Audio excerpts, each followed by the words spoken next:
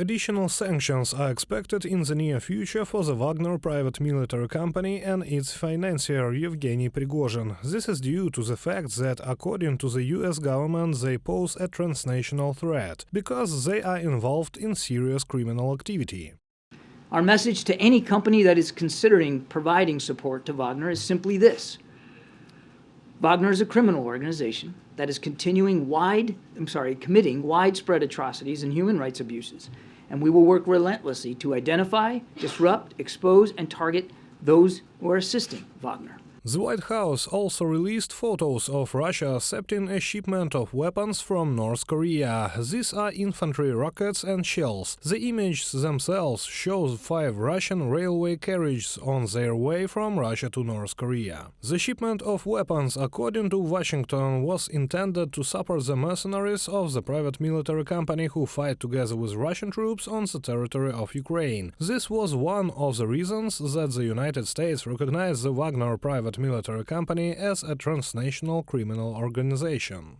It will open up additional avenues for us to continue to not only sanction Wagner and put more squeeze on their ability to do business around the world, but will assist others in doing the same.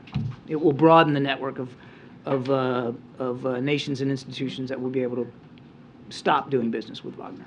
At the moment, the United States estimates that about 50,000 people who are members of the Wagner private military company are fighting in Ukraine. Among them are 10,000 contract soldiers and 40,000 prisoners who were recruited by a private military company in Russian prisons. To convince these mercenaries that they can return to freedom from the war, Prigozhin even makes encouraging videos. 180 days you have worked as it should. All showed courage and heroism. Try to remember as much as possible that you do not need to return to the prison camp. You don't have to go to jail to join us at war. The recognition of Wagner private military company as a criminal organization brings the world closer to granting Russia the status of a state sponsor of terrorism. This was announced by the Center for Strategic Communications and Information Security of Ukraine.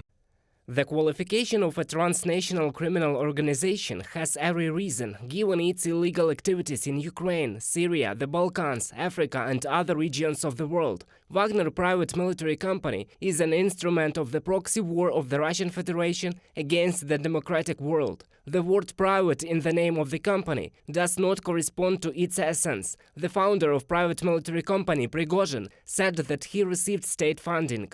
From the message of the Center for Strategic Communications and Information Security on Telegram.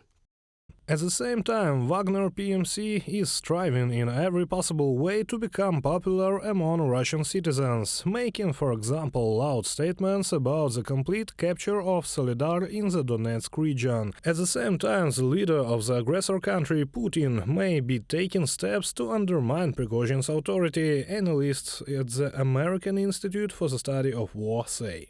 Prigozhin likely seeks to use the victory in Solidar as a bargaining tool to elevate his authority in Russia. The Russian Ministry of Defense's subsequent mention of Wagner forces in response to public outcry signals a significant victory for Prigozhin, solidifying him as a crucial actor in this war. From the report of the Institute for the Study of War.